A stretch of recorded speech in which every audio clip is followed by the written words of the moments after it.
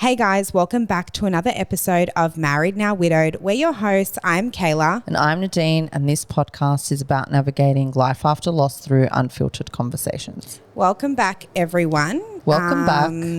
Let's get straight into this episode. Yes. So we've had this one on the list for a while. This is about impacts of grief on your career. Yeah. Okay, do you want to start? Do you want to go first? Sure. Yeah. So when Mick passed away, it was during lockdown, second lockdown, and we were pretty much home. We had to stay at home. Obviously, we were impacted. Yeah. The kids, I think, took a couple of weeks off school. To be homeschooled? Yeah. Oh, no. You mean after he passed away? After he passed, they were still home, like we were homeschooling. Yeah, yeah.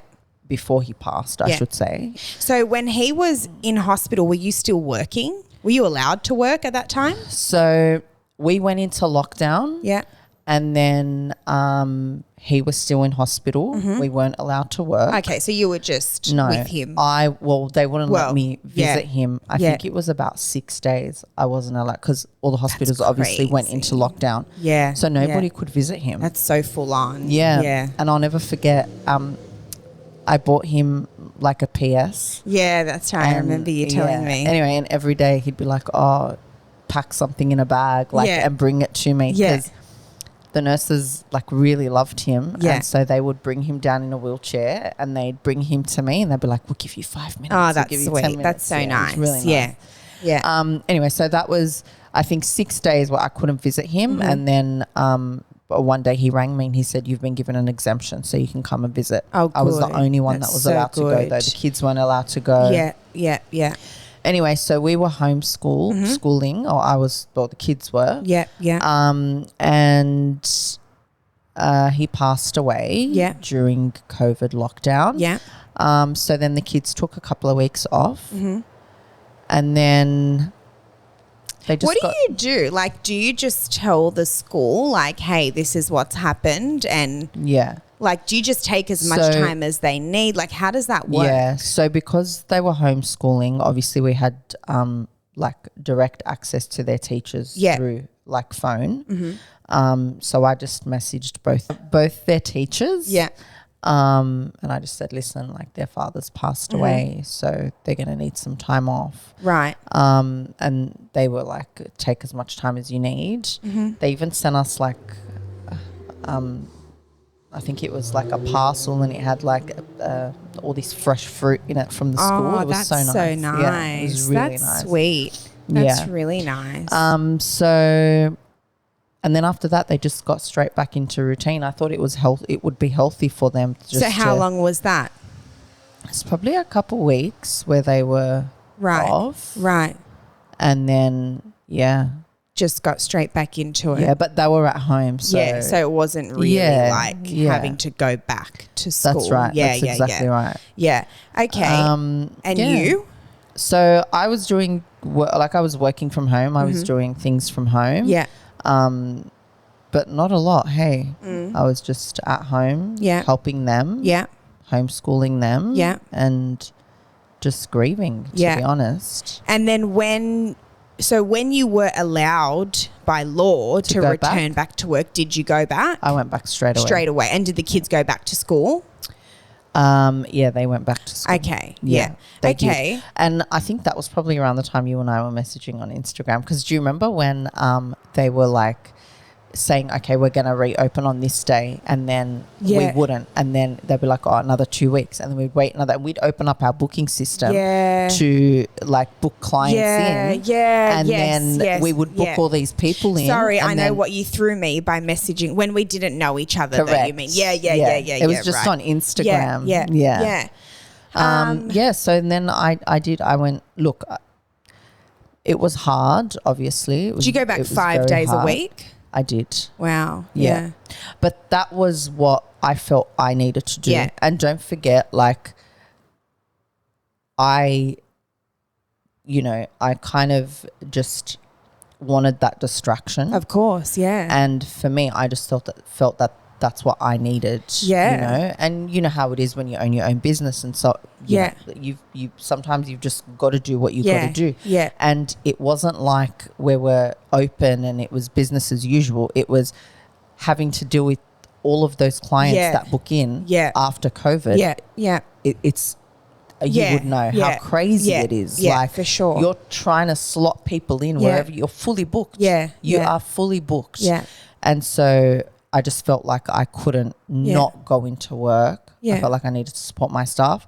But also, I just felt like it was something that I needed to do. I don't think, because I was at home for those 4 months. Right. That we were in lockdown. Yeah. And I was just going crazy. Yeah. I was thinking when you were just saying that it was COVID, like, I mean, it's never a good time for that to happen, but I would have hated to have to sit in my house. Like that would have been, because you need a distraction. Do you know what I mean? So that to not have any distraction at all and just to have to sit there and go through your feelings and just like that would have been so hard. I think it might have been a blessing for me because I would have taken time off. Yeah.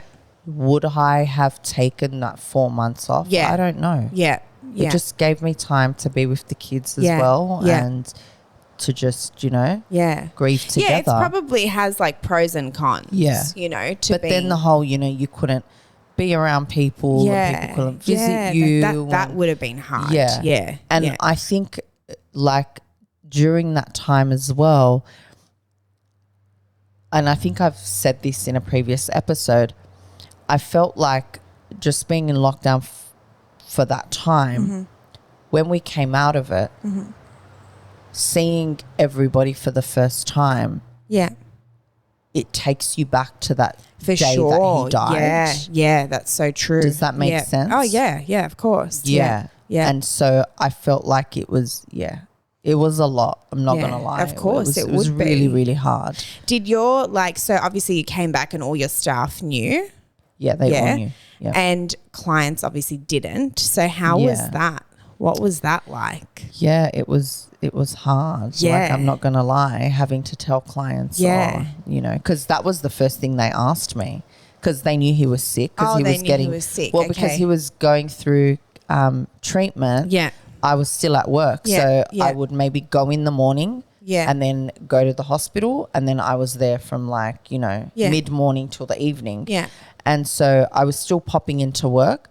But when he did chemo, I was taking that whole week off. Yeah. That's right. I remember you saying that. Yeah. So my clients knew that, you know, he was sick and he was just going through treatment. Yeah. So then when we came out of lockdown, obviously they're going to ask, that was the first thing, how's your husband? Yeah. Yeah. And it was just like, what do you say? Yeah, like, that's hard. Know? That's really hard. Yeah. And I don't know about you, but I remember at that time, if anyone asked, like, how are you? Yeah, it's just tears. You know when they just start filling your eyes? Yeah. That was like the just worst even that, question. How are you? That's the worst. Oh. Yeah. And it could be the most random person, like the guy at the coffee shop that doesn't give a fuck how you are anyway. But it's just, how's your day? Literally. God. Yeah, that was bad. And I think as well, because it was COVID, naturally, even clients that didn't know you or hadn't seen you before are going to ask, so what did you get up to in the last 4 months or 6 months? Do you know what I mean? Even if they don't know your situation. That's exactly it was right. a weird time. It was a thirst for everyone in the world. So everyone wants to know, like, what did you do? How did you cope? How's your family? Blah, blah, blah. So I think everyone would have, you know. Exactly. Yeah. I mean, lucky for me as well, during that time, I had help. Like I had my brother-in-law at the time was dropping off the kids for me and picking them up. Yeah. So I was at work till, like really late. Yeah. But I think if I didn't have that support, it would be very, very hard. For sure. Because I work in Bondi. Yeah. It takes me an hour to get to work. Yeah. So I drop off the kids and then I go to work. Yeah. If I had to pick them up, which I pick them up like, 1 or 2 days now, but if I had to pick them up, how long am I at work for? A couple of hours. That's exactly right. Yeah, literally. Yeah. Do you know what I mean? Yeah. Yeah. So, I mean, yeah, I'm grateful that I do have support. Oh, of course. Yeah. And even now, you know, my mother-in-law Yeah. picks them up. Yeah. And she alternates with my mum. Yeah. So Yeah. So you have that still. I do, yeah. But in terms of like day-to-day like work was extremely hard. Yeah. Because there were moments where I didn't want to be there. Yeah. Yeah, of course. Like I didn't want to be there. Of course, you know? yeah. A lot of people I know would say like, we can't believe she went back to work. Yeah, what so are you early. doing back at work? Yeah. But I know that, you know, for me, I needed that distraction. Yeah. But at the same time, I don't know, sometimes I think maybe I should have taken a little bit longer. Yeah. Yeah. But what was I going to do? Like I needed to get back into work. That's right. I needed to, you know, make money and provide. And for sure. It's difficult. It really is difficult. It is hard. It is I know hard. your situation is a little bit different. Yeah. So because I was pregnant, I think I stopped working at around, I think I was about 8.5 months when I thought I'll start my maternity leave now. That was always the plan anyway. And then what did I do? So I stopped work at 8.5 months. My plan was to take 3 months off. Mind you, I'm a first-time mum. So in my head, I'm like, 3 months is fine. That's all I need. No. I'll get back into work, right? I had no idea what I was about to get myself into as a parent. So I took that time, had the baby, had the 3 months off, and then was like, oh, there's no way I can leave him, like my little baby, my newborn. I'm not doing that. So I thought in my head, okay, I'll push it to 6 months, because I was like, prior to being married, prior to my son, I was just work 24/7. That's all I used to do, right? So you get used to that independence. Yeah, you don't know anything else, right? So then I took the 6 months off, and then I came back, I think 1 or 2 days. I think 2 days per week I came back, and it was like 2 weeks in, I would say. And then my husband went into hospital, and then I was working, going to the hospital. Then it got a bit more serious. So I was not sort of working, staying more at the hospital. And then when it got like, you know, you've got a few days to go, I stopped work altogether, and I took 2 years off. Wow. But that was because of how little my son was. Of course. And I didn't want to send him to daycare at before that age full time. I mean, now still I haven't come back full time, and it's been, my son's 3, so it's But been what do you classify full time? Because you 5 days a week. Yeah, but you're doing 4. Yeah, still not full time. Yeah, but it's decent amount of days. Though. Not really. And you do long hours. Not really. No, why? Monday, Friday, Saturday, I finish at 4. That's not. Oh. I mean, I'm used to working till like 9, you finish at 6, babe. 7 sometimes. No, or was that just only over Christmas? Wednesdays.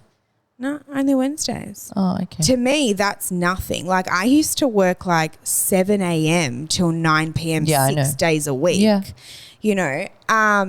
So, yeah, 2 years off was like excessive and not needed, but needed to care for my son. I didn't take 2 years off because I was grieving. I took it off for my son. So then, I took the 2 years off. Salon was still running, which was fine. And then came back to work, same hours as I do now, so my 4 days.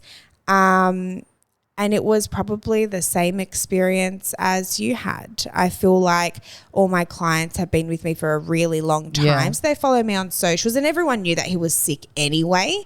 It was like a lot of that, like the questions on those first few, like how. Yeah. And just like, you know, when like in the beginning, it's like really uncomfortable for people, but then they get past that uncomfortable stage where they're like, so tell me about the last moments, you know? They're comfortable now, so they want to talk about what happened and stuff. But I think I think I was okay with responding and reacting to questions and whatever. Just some people I would like tear up, but they don't know because I was doing their lashes and I just act completely normal. But sometimes like I remember with my mask up to here, my tears I couldn't see, and I was like, oh my gosh, this is a disaster. But it, like, for me, I feel like that 2 years off, even though I don't regret it at all because I was raising my son, and I'm glad I did that because I'm really grateful that I could actually spend 2 years of his life with him.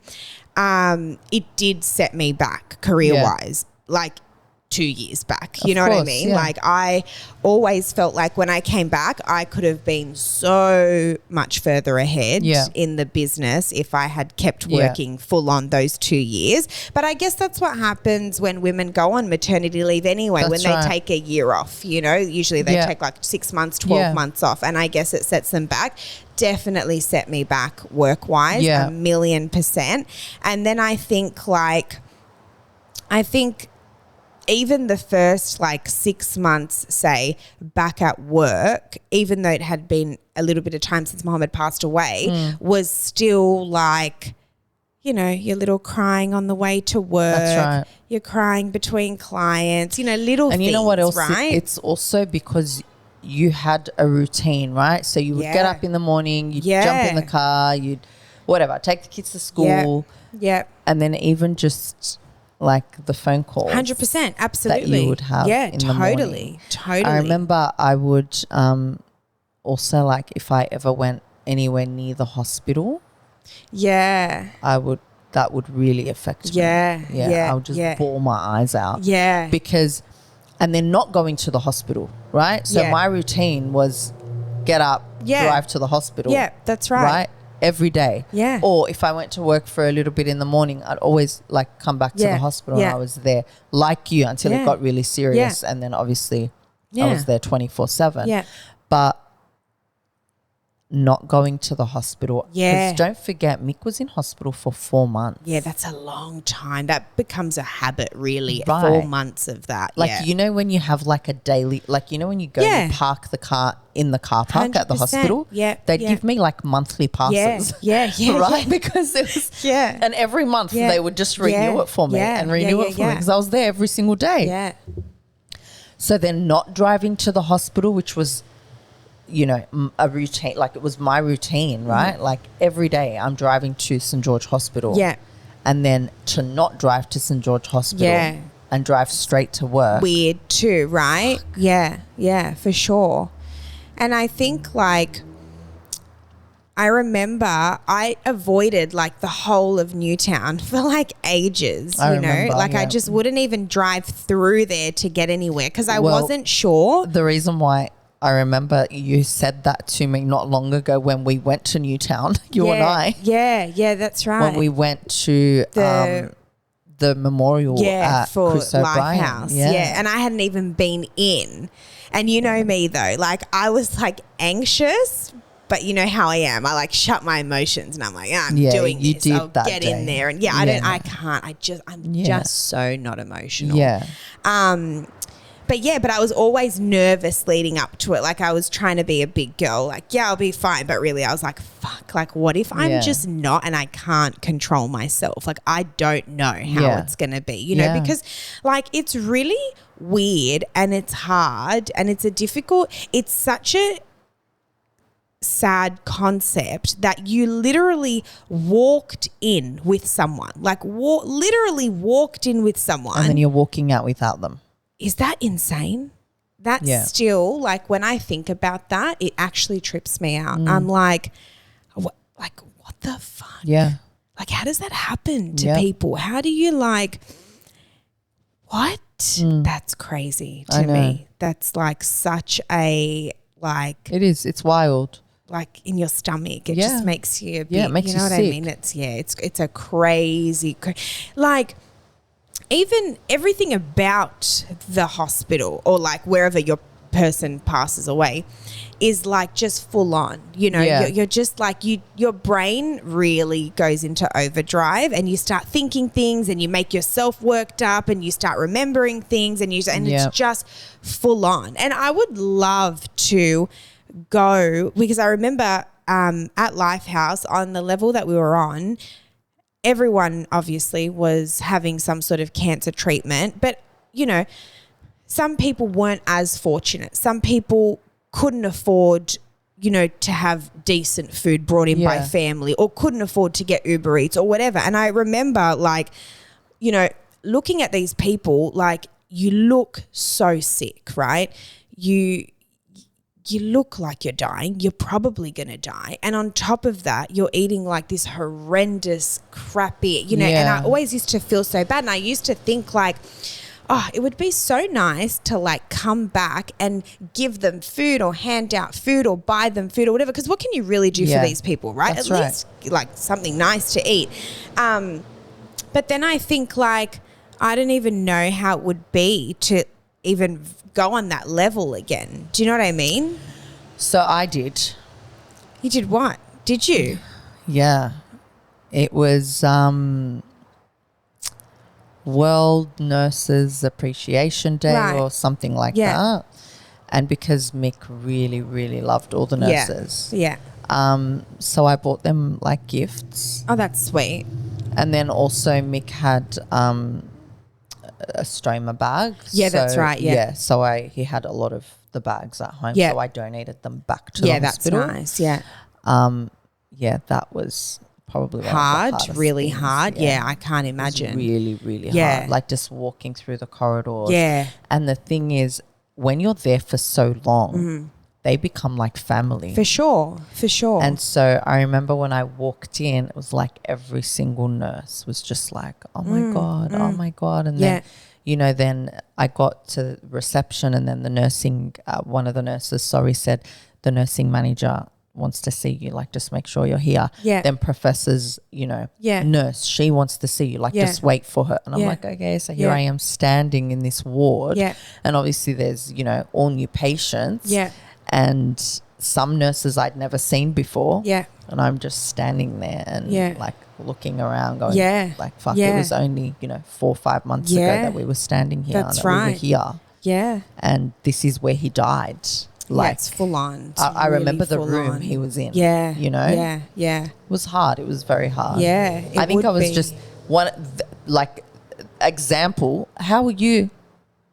But I put to them because obviously you know. Well, it's funny. These strangers become like are there in like one of the biggest moments of your life. It's really weird, right? You don't know them. You don't know who they are, but they're there while your spouse dies. Yeah. Like it's full on. It's so full on. Yeah. I don't know. That's hard. I would like to go back. But I don't Why know. don't you? Oh, you know me. I don't like putting myself in vulnerable situations where I may show emotion. I know. No, I would like to one day. I would.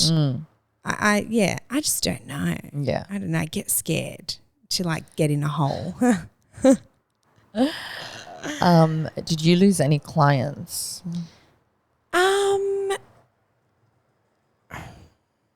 You know, I don't really know. I actually don't know.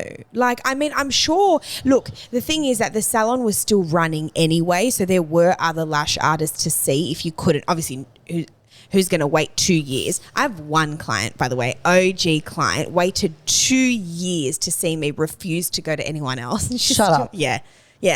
I love so what, this she client. didn't have lashes Nope. on? Refused. And me and this client have like beef, like fortnightly beef. She complains all the time. She's such a complainer. I love her to death though. What does she complain about? Oh, everything. She just like, she'll tell me, oh, are you sure you did this size? And I'm like, yes, you know, I'm not here to lie. You're like, yes, I did it. Here's the lashes. She's just funny. And I always tell her, I'm like, why don't you just go somewhere else? She's like, no. She never. Like, I love her so much. How loyal is that? 2 years. She never didn't wear anywhere. lash extensions. No, for 2 years. Really? Waiting for you. She kept texting me, hello, when are you coming back? I'm like, okay, husband just died, but no worries. Yeah. Did she know? No, she didn't. Oh, she didn't know your husband passed? No, she knew when she came to see me. No, so when she was messaging you? No. Hello, how long off do you need for the baby? Yeah. She's Russian, so she's quite rough and tough. I love her. She's from overseas. She's not from here. Strong accent, super strong. And I will never forget when she first came to see me. Like, I'm like, yeah, you know, like she asked me, how's Muhammad, what's happening? Because she knew he was sick. And I said, oh, you know, such and such. Just tough. Just a tough bitch. What'd she say? Like, I can't remember. Just like, that's okay. You're young. That's okay. You like just strong. I was like, yeah, okay, sister. Wouldn't that bother you when people would say that? Because there were a lot of tough people out there that were just like, it's all right, you're young, you'll get through it, you'll find someone else. I don't know, I like the Russian vibe. Like, you know how they're just really tough, strong women? I like that. Okay. Sometimes you need it. Yeah. You know, I don't like when people we know say it because I'm like, shut up, you're not even tough yourself. Do you know what I mean? But when someone like that says it, I'm like, I believe you're tough behind closed doors too. So thank you. But yeah, so I probably would have lost clients for sure. But as I said, I had other artists here anyway. So if they didn't want to see me and they wanted to see someone else, they could. If they couldn't see me, they could see them. And then when I came back, you know, they're pretty loyal, to be honest. Because I've had the business for nearly 10 years. Yeah. So they were pretty good. So it wasn't really like, I don't feel like it affected business like that. I just feel like it affected it in terms of what I could have done to grow in those 2 years. Locations, this, that type of stuff. But you know what? Like, it is what it is. Yeah. Do you know what I mean? What's meant to be for me will be for me, and it is what it is. Yeah. It's inevitable.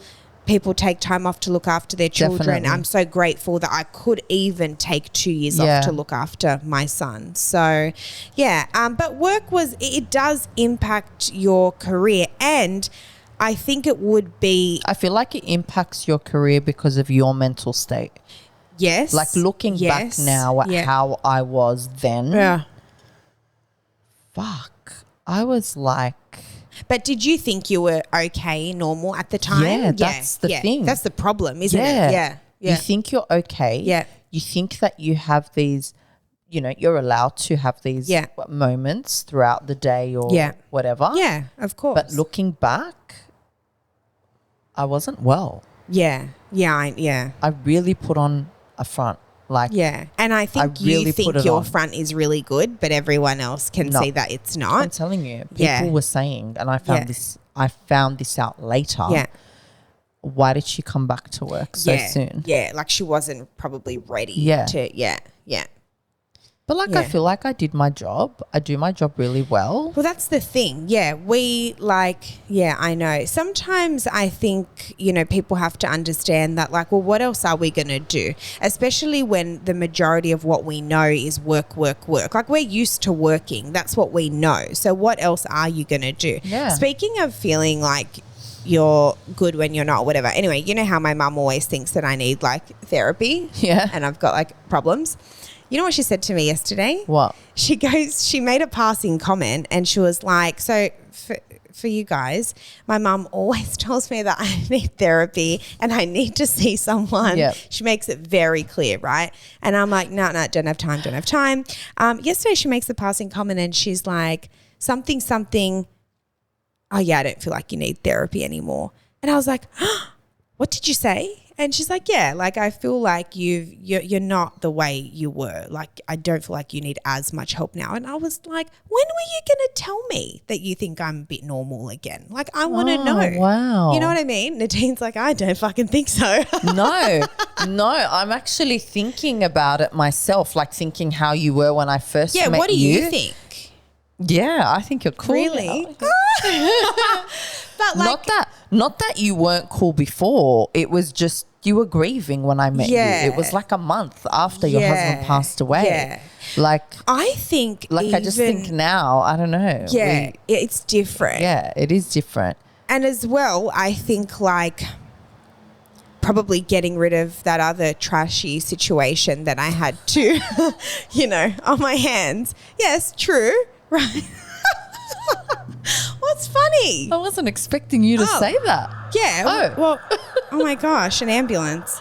I wasn't expecting you to say that. Oh, really? Yeah. Yeah, well, I feel like you have trash needed to take itself out. Like the garbage. What's that quote? what do they say? The trash takes itself out or something. Yeah. Don't you feel like since then as well, I feel like a lot of that was like heavy on me, and Yes, 1,000%. it was really just affecting everything, really. That with grief plus just trying Everything. to, yeah. So I think that played a big role too. But I was just like to my mum, like, tell me next time you feel like I'm normal. You know what I mean? Don't keep it to yourself. Yeah. Like she just like, let me know. yeah, let me know that you think I'm cool now, because my mum was like fucking worried, like What to about another what she, level. can I say what she said to us the other week? No. Why? It was so funny. No, you can't. No. No, this is my mum. It was so funny. No, it was no, to no. you and I. Do you know No. what I'm talking about? Yes, I do. What? The title. Yeah. No. No, you can't. But she was She's referencing that like crude. we were miserable. Yeah. Yeah. So I think that was, I was happy about that from her, because she's tough on me. Yeah. She thinks I've got serious fucking issues. Yeah. Okay, well, that is a good thing. Yeah, look at us go, Like right? if she's, But I still would love, and I always say how much I want to go to therapy, and I will get there one day. what's stopping you? You know how I always think I'm really busy? I have so much to do, and really I'm just getting a blow dry. See, I'm self-aware now as well. That's improved, yeah. What did you do the other day? What's today? Thursday. I feel like. What did I do? Wait, no. When was the last time you got a blow dry? Saturday. Was it Saturday? Okay, Yeah. so Saturday. Kayla FaceTimes me. She's getting a blow dry. What? I'm going to call you in 5 minutes. Just want to make sure that you're going to answer, because I need to tell you what happened. She's getting her blow dried. Yeah, because I needed to know that you're on standby. I was. Yeah, you know how I am. If I don't talk to you like 7 times a day I know. over any minor thing that Literally. happens in my life. What about me today? Okay, guys, let's tell you a funny story. So Nadine gets a message from someone. Yeah, I got a message from someone Yeah. saying, oh, we're going to...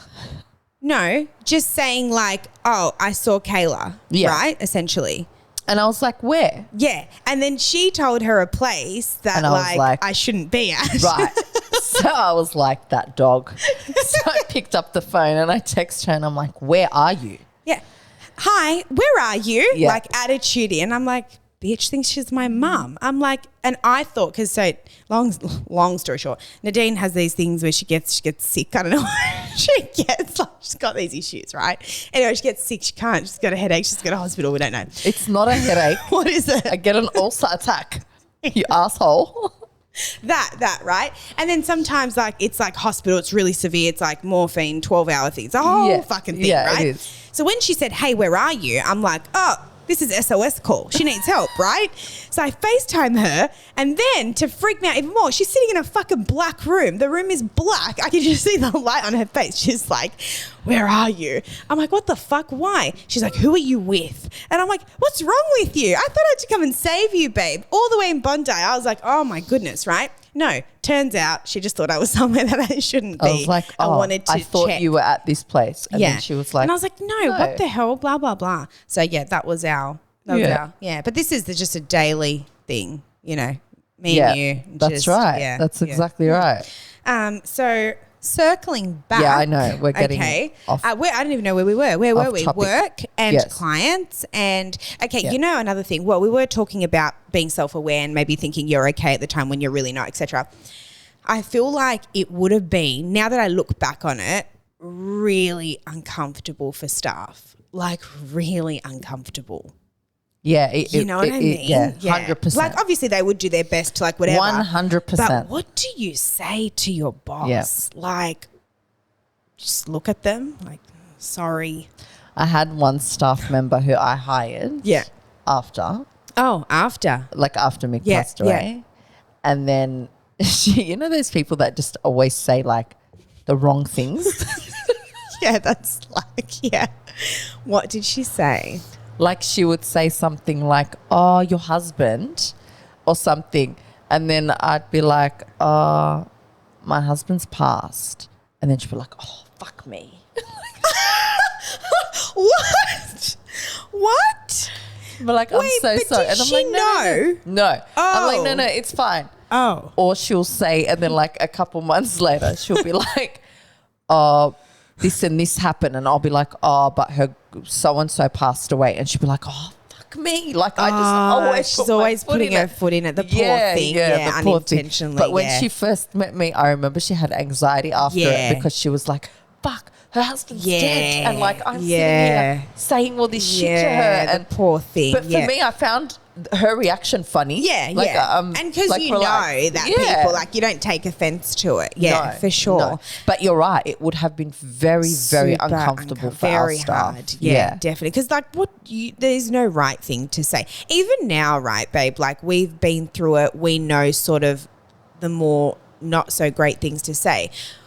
When I'm on my little bandwagon of replying to DMs, I even find it, you know what I mean? Yeah. Like, I just, as everyone that DMs would know, I sort of just say, you know, I'm sorry to hear about the passing of your late husband or wife. But even for me, I'm like, it's hard, you know, sorry's not enough, but there's nothing that you can say that is enough. And then you don't want to not say anything because then that's not right either. Yeah. Nothing's really right, is it? I remember when after Mohammed had passed away and during his hospital stay, I was still working. I wasn't physically working, but I was still working, right? I was just doing a ton of stuff. And I was actually hiring at the time. So I was like doing phone interviews in like one of the other rooms at the hospital.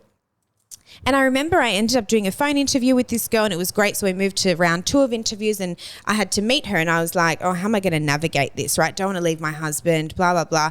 He was okay, left him for an hour, came to the shop, did an interview. No, that's not right. I did the phone interview. I had spoken to her and I said to her, we'll meet on this day, blah, blah, blah, whenever I got a chance. He had passed away and then I had to meet her for the interview. And I know it sounds like a bit crazy, but I'm very like, I don't know. I think work's always been like kind of like an escape for me. So I really stick at it. Like, and I don't like to let people down or drop the ball because of things that are going on in my personal life, even though you have every excuse to, 100%. Right? Like that's not something small, it's massive. But anyway, I did the interview and I remember the poor girl, like she was like, did she know? Yeah, she did because she heard from one of my friends. But then that's even more awkward for her because she's like, is this bitch all right? It's been like 3 weeks. Her husband just died and she's coming to interview me. And I'm like, you know how I'm like dismissive of that stuff? Like she was obviously like, oh, I'm so sorry. But no, it's okay. That's fine. Thank you. Anyway, so because tell me a bit about yourself. Because imagine I start bawling my eyes out. Like you can't. It's not professional. Even though again you have every excuse to not be professional, right? And I feel like if you do it with your staff, it's very different. Yeah, to for sit sure. there and meet this person for the first time. And start bawling your eyes out. It's weird during an interview. Yeah, I mean, sorry if you've done that. I'm not calling you weird, but. Weird for me. And you know, like even with my staff though, I feel like my staff was super awkward because they know that I'm really awkward and I don't cry. So they're like, no, my staff were good. My staff were really, really good. Yeah. But I think it would have been very awkward for them. Yeah, it is awkward. Yeah, I'm putting myself in their shoes. I wouldn't be able to look at you. How to I'd be embarrassed to act around you. Yeah. Because it's like, do we laugh? Do we make jokes? Are we allowed to laugh? Jokes around, like, can we laugh when Nadine's there? Like, it's like, what's the vibe, right? Yeah. What is the vibe? Business as usual, really. Hey, really like, you don't want people to be like, The only times, like, there were times where I, like, it was just getting, you know, too the better much of me. Yeah. And it was getting a lot to handle. Yeah. I just sit in a room and I just bawl my eyes Cry. out. And then like they'd be looking for me and then they'd knock on the door. Oh, okay, no problem. And then, or they'd come in and they'd comfort me. Yeah. And especially around like, you know, the firsts, like birthdays and anniversaries and all of that stuff. Yeah. So, but I mean, it is business as usual. All it was for me. It was business as usual for me. The thing is, like, I was out there finding new machines. Yeah, but that's like, the thing, right? Like, people can, like from maybe a perspective of someone who's listening to us talk, like they might think, no, you're allowed to drop the ball. You're allowed to whatever. And I get that and I appreciate that room like for empathy and whatever. But clients, new customers, sales reps, this, that, like they don't like, no, it's business as usual. You're running a company, it has to keep running, exactly right? And I'm telling you, at that time, we were like looking at new machines. That's right. And we were, and you got to be normal, right? Companies and having meetings with all these reps, and the you thing just is, got to put your A game on. Like there's nothing you have to. And the thing is, it's like, for example, clients might know a little bit, staff will know whatever. You have like, I don't know, the window cleaner walks in. He doesn't know anything. Hey, how are you? Chirpy as. And you're like, hi. Yeah. Like you just got to be like. What about the clients that know but don't say anything to you? I know, those poor people. Feel bad for them. Yeah. I even have that now though. Same. Yeah. Do you get that now too? Yeah. Have a lot of like our loyal regular clients. Who will come in like, how are you? Yeah. Are you okay? Yeah. Are you good? Yeah. And I'm like, yeah, I'm good. Thank you. Yeah. But I've never told these people that my husband passed away. They just know. Yeah. Yeah. You know what I get? I get straight newbies, don't even know anything, but on my business page I have a video of my husband on his 40 days pinned to my profile. So naturally that's the first thing they see. So obviously they see it. So then they come in as total strangers. They've never seen me or anyone else here, and they'll come in and like they'll already know. So they'll tiptoe around, like I'll be like getting to know them. I'm like, oh, so do you have a partner? Are you married? Are you single? Blah blah blah. And then they'll tell me, and they'll be like, are you what are you doing? Because they already know, but they don't know how to whatever. And then I'll be like, oh, my husband passed away, blah blah blah. And they're like, yeah, sorry about that. I did, I saw that. Yeah. Do you know what happened once?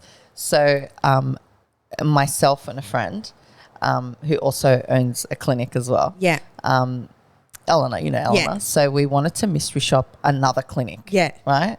And we were already dressed in our work clothes, but we're in like corporate, we're all black, right? Yeah. We're not like in scrubs with the logo or anything like that. Anyway, and so we wanted to mystery shop this clinic. Yeah. So we walk in and we're like, oh, we just want to get a hydrofacial. Yep, no problems. Gives us a consultation form. We're both sitting down, we're filling it out. And then she's like, do we put our real name? And I'm like, well, fuck, I've already put my name. Yeah. Like I've already... Yeah. Fuck it. Just whatever. Yeah. Just put it. What are they going to do? Instagram us right now? Yeah. Yeah. Anyway, so we fill it out and then they take us in. Yeah. So she does my treatment. No, she does Eleanor's treatment first. Yeah. But for some reason. I remember this story. Do you? I'm sitting there and I don't know why she's asking me all the questions. Like you have your first client who's laying on the bed. Yeah. She did ask her some questions. Yeah. But then she was like, so what do you do for work? Yeah. And I can't say what I do for work and my business or whatever. So I'm like, oh, I work at a bank. Yeah. She was like, what bank? And I go, oh, the Arab bank. Did you? Did you really? Why did you say that? The Arab bank? Oh my gosh, you're hilarious. And then she's like, oh, the one in Lakemba. I was like, yeah. I don't even know if there's one in Lakemba. Anyway, and then we start speaking and then like she just keeps, so what products do you use? And it's her job. She wants to sell us products. Yeah. What products do you use? All this stuff, going through all the different products and ingredients. My turn comes. Yeah. Jump on the bed. So are you married? How long after was this? Wasn't that long. Like how long? I don't know, maybe like a year and a bit. Yeah, still So fresh. I'm laying there and I'm like, he died. And then she's like, oh. But you have to understand at this point I was already sick of her fucking questions. Oh, so sick of her interrogating me and asking me 100 questions. Literally, so you just said he died. I was like, he died. And then she was like, oh, I'm so sorry. And I'm like, that's okay. And in my mind I'm thinking, do the fucking facial and let me just relax. Yeah. Right? Yeah. And then Yeah, and then she looked at Eleanor, and then like she looked because Eleanor now was sitting on the chair. Yeah. Oh my. It was so awkward. Goodness. But like, that's so funny. Yeah, I was like, he died.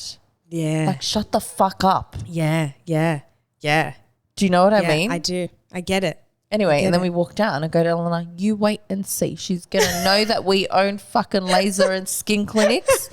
And she's going to just put our names in Instagram and it's going to pop up. Oh my gosh, that's so funny. She's going to know we were mystery shopping her. That's so funny. But oh my goodness. like the questions, like there was a point where I couldn't handle that. I didn't want tell me I'm sorry, whatever. How did he pass? No problem. But when you don't know me, I found it really, really awkward when people were asking me questions. How old are you? No problem. But I knew what that was going to lead to. That's right. Are you married? Do you have kids?